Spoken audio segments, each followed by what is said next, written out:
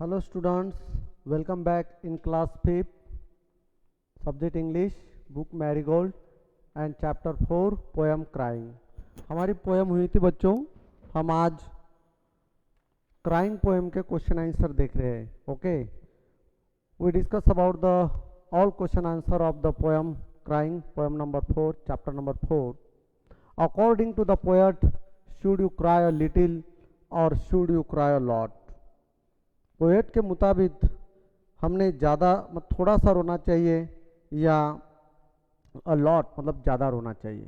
तो according to the poet we should cry a lot, हमने ज़्यादा से ज़्यादा रोना चाहिए। Question number 2, what can you do after crying a lot. बहुत रोने के बाद आप क्या कर सकते हैं। What can you do after a lot, crying a lot. देखिए पोएट कहते हैं कि क्या करना चाहिए, बहुत रोने के बाद आप क्या कर सकते हैं। तो we can go park with our friends, हम हमारे दोस्तों के साथ पार्क में जा सकते हैं। देन क्वेश्चन नंबर 3,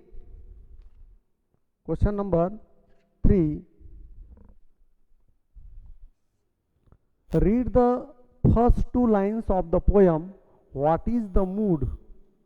पहली कुछ पंक्तियों में कवि का मूड बदल गया, मतलब first read the first 2 lines of the poem, what is the mood.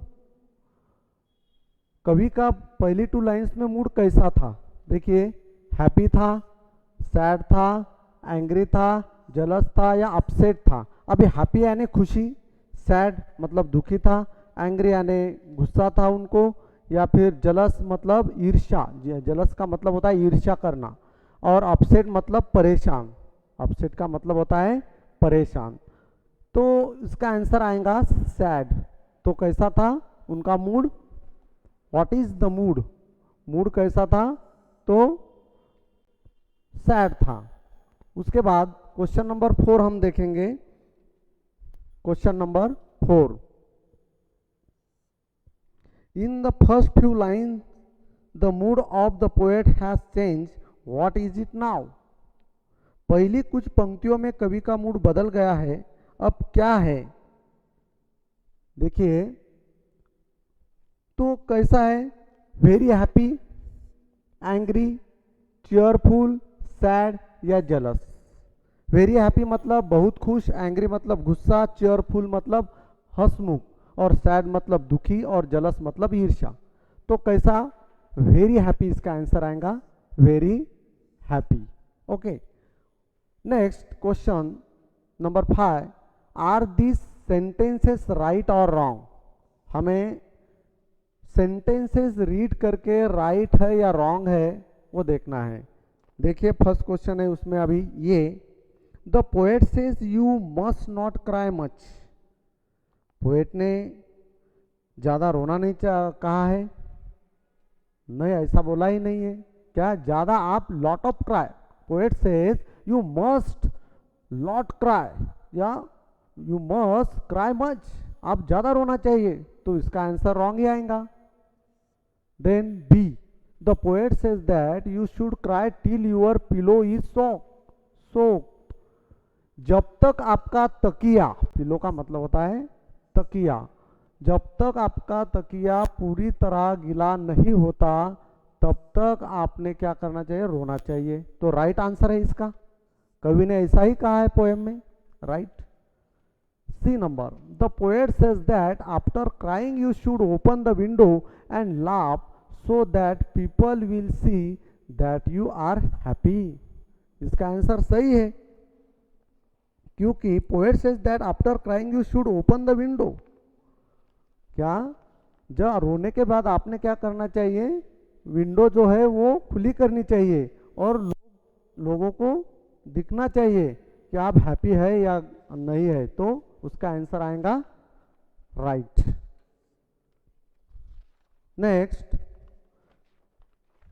D question, the poet says that you should open the window and show people that you are crying, that you are crying। क्या कहते हैं, कवि कहता है कि आपको खिड़की खोलनी चाहिए और लोगों को दिखाना चाहिए कि आप रो रहे हैं। ये स्टेटमेंट गलत है, इसलिए इसका आंसर क्या आएगा? रॉन्ग आएगा। इसका आंसर आएगा रॉन्ग। उसके बाद हम देखते हैं, let's talk, where do you cry, what are the things that make you cry. देखिए, लिसन केयरफुली दिस, दो क्वेश्चन है, एक ही भला ही क्वेश्चन नंबर 6 है यहाँ पे, मगर इसमें दो क्वेश्चन दिए हैं। वेयर डू यू क्राई, तुम कहाँ रोते हो, और दूसरा क्वेश्चन दिया है what are the things that make you cry, ऐसी कौन सी चीजें हैं जो आपको रुलाती है। तो फर्स्ट का आंसर आएगा, तुम कहाँ रोते हो, तो I cry in a lonely place, lonely place, I cry in a lonely place. Then second का आंसर आएगा, what are the thing that make you cry, कौन सी चीजें आपको जब मतलब तकलीफ देते हैं तो आप रोते हो, तो I cry when I am hurt, जब मुझे दुख होता है, तकलीफ होती है तो मैं रोता हूँ। देन 7 नंबर का क्वेश्चन है, question number 7, can you cry when you are happy, जब आप खुश होते हैं तो क्या आप रो सकते हैं, तो इसका आंसर आएगा यस समटाइम, कभी कभी। आई can cry when I am very happy, या कभी कभी मैं जब खुश होता हूँ तो रोता हूँ, तो इसका आंसर है correct, yes sometime I can cry when I am very happy. Question number 8, question number 8 देखते हैं, which are the things that make you happy, in what ways do you show your happiness, कौन सी चीजें हैं जो आपको खुश करती है, ओके, किस तरह से आप अपनी खुशी दिखाते हैं।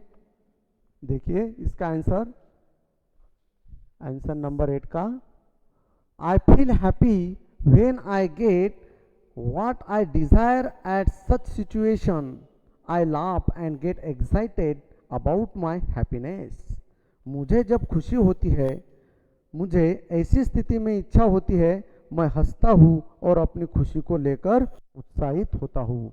तो I feel happy when I get what I Dzire at such situation, I laugh and get excited about my happiness. Excited का मतलब होता है उत्साहित होना। क्वेश्चन नंबर 9 देखेंगे हम, fill in the blanks with the exact filling word.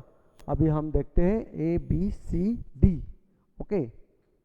First question, first fill in the blank है, the tourist where, fill in the blank है यहाँ पे, to see the beautiful Taj Mahal. अभी ये ताजमहल एक ऐसी हमारे देश में एक आश्चर्य है कि वो देखने के बाद किसको चिंता होगी, या किसको शौक लगेगा, या अमेज होगा, आप समझ सकते हैं। तो क्या इसका आंसर आएगा amaze, okay. Then B, the light went out suddenly, the light went out suddenly, I was alone and, क्या आएगा, जब मैं अकेला था और अचानक लाइट चली गई, तो क्या उसमें क्या होगा, आप इमीडिएटली फाइंड कर सकते हैं क्या, क्या होता होगा। तो इसमें फ्राइटेंड, इसमें टू टाइम वरीड वरीड आ गया है, ये एक रॉन्ग करेंगे हम इसमें कि वरीड भी नहीं होगा, शॉक भी नहीं, तो उसका आंसर आएगा फ्राइटेंड, मतलब घबरा जाना, घबराना, ओके। आप घबराते हो ना कभी कभी, अचानक आपके घर में जब लाइट ऑफ होती है और आपके पास कोई नहीं होता, तो सडनली आप कुछ हुए 1 मिनट के लिए तो घबरा ही जाते हैं, तो इसका आंसर आएगा फ्राइटेंड। उसके बाद है see, he has been ill for a long time and his parent were worried, क्यों आएगा वरीड इसमें का answer, he has been ill for a long time, मतलब बहुत समय से वो बीमार है, एंड हिज पेरेंट वेयर, वो खुश रहेंगे क्या, अगर समझो आप बीमार पड़ गए तो आपके माताजी पिताजी खुश रहेंगे, अगर बहुत समय से आप बीमार हो जाते हैं तो नहीं, आप तो चिंता में ही रहेंगे, तो उसका आंसर आएगा वरीड, ओके। उसके बाद D, the shopkeeper was, fill in the blank, when he saw his safe wide open with all his safe wide open, all with all his money missing, जब दुकानदार उस समय हैरान रह गया जब उसने अपने सभी सुरक्षित खुले चौकों के साथ अपने सारे पैसों को गायब देखा। जो भी उसका गल्ला होता है ना दुकान में, हम हमेशा दुकान में जाते हैं तो वो एक काउंटर में ही क्या रहता है, उसका पैसा रखने का एक डब्बा होता है ना, डिब्बा। तो वो जब उसने देखा तो वो पूरे पैसे ही उसमें से गायब दिखे, तो उसको क्या लगा, वो एंग्री हुआ होगा या अनहैप्पी या शॉक। तो उसका आंसर क्या आएगा, शॉक आएगा। अचानक उसको शॉक हुआ कि यार मेरे पैसे ऐसे कैसे गायब हो गए। तो बच्चों इसका आंसर आएगा डी का शॉक। चलो आगे देखते हैं हम। क्वेश्चन नंबर है 10, narrate an incident when you have experience happiness, excitement, surprise. You can use the following clues.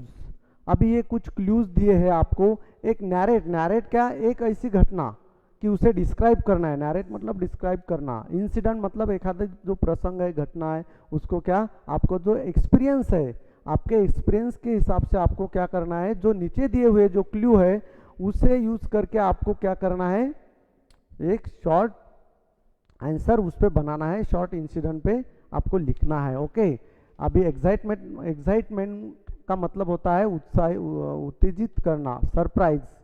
You can use the following clues. Okay, with whom, when did it happen, why, where. Okay, हम अभी answer देखते हैं। हम इसमें already दिया है, last year I went to zoo. Zoo तो आप जानते हैं, जू में क्या होता है, तो एनिमल्स होते हैं, फॉक्स होते हैं, एलिफेंट्स होते हैं, है क्या नहीं, डियर होते हैं, उल्फ होते हैं, एलिफेंट होते हैं, राइट।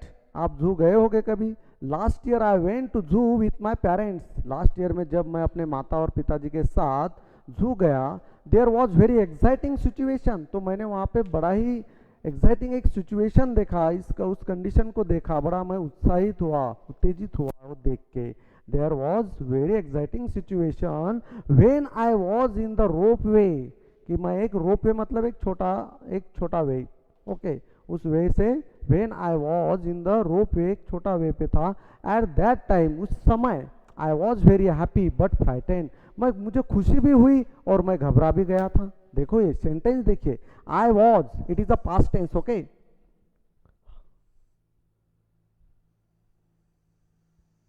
सेंटेंस देखिए, I was very happy but frightened, मुझे खुशी हुई थी मगर मैं घबरा भी गया। आई इंजॉय इट, मैंने वो जो समय था, वो कंडीशन था, वो इसको एंजॉय किया। I enjoy it very much, बहुत इंजॉय मिला मुझे, बहुत खुशी मिली। I can not forget this incident, और उस इंसिडेंट को मैं कभी नहीं भुला सकता। तो I hope students you understand well, you listen 2-3 times and read carefully and prepare well. Next video में और हम मिलेंगे माय एल्डर ब्रदर्स में। Thank you very much.